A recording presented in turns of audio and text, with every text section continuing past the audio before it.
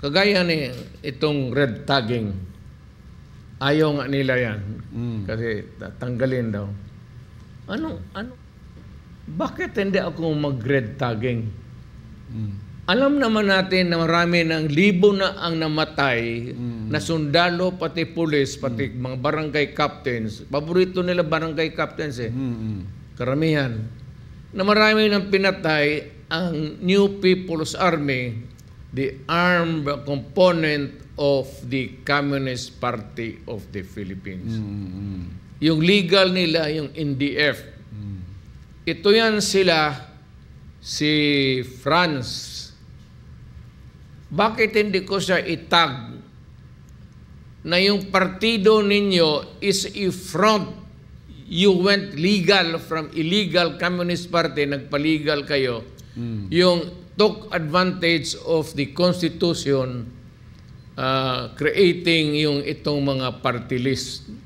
Nagpa-legal kayo kasi itong party list, you can only 200, 300. Makakuha ka lang ng ilang boto, you can only maybe 2 to 300. Kung sino yung pinakamataas, marami mang mga party list magtakbo. Congressman ka na. Oo. Pasok ka na sa Kongreso. Kaya yan sila, itong sila, France, they are not elected by itong distrito. Hindi ito elected ng tao. Elected ito ng mga komunista rin, mga left. Kaya sinabi ko sa kanya, I am branding you as a communist member. Ang legal, nagpa-legal kayo, yun yung party list ninyo. Huwag na tayong magbulahan. Alam ng Pilipinas, alam ng military, alam ng pulis, alam ng mga mayor, alam natin. Why should I not tag you? Talagang kalaban natin ang Communist Party of the Philippines because you are into a revolution to overthrow the government and you want na kayo ang papalit. Bakit pa tayo magda-jamming dito? Call spade is spade. Huwag na tayo magbulahan. Nakita mo in all the history of the Philippines, kayong mga Pilipino, have you ever thought about this? Na there was not an instance na nag-flagging sila ng red flag sa the way the funds are. Maraming departamento na, but Congress never. Takot ang audit dyan. Itong national audit, wala, takot dyan.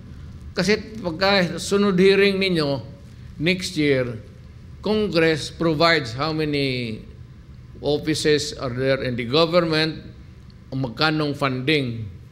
Pag hindi kabinet ang funding, na-abolish na yung opisina ninyo. Kaya takot lahat. Yan ang dapat malaman ng Pilipino. Ngayon, gusto ko nga malaman, sabi ko nga, open the books.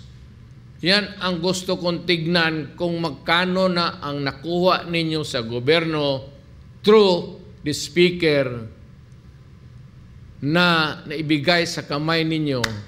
Gusto namin tignan kasi, binigay ninyo sa NPA, walang sweldo yan sila eh. They are in the mountains fighting. Walang pagkain, walang sweldo. Alam mo, nagsusweldo yung NDF. Sila yung nagpa-fundraising. And it amounts to billions. Yung taxation ng NPA. Pupunta yan ng NDF, tapos sila ang mag-distribute ng pera.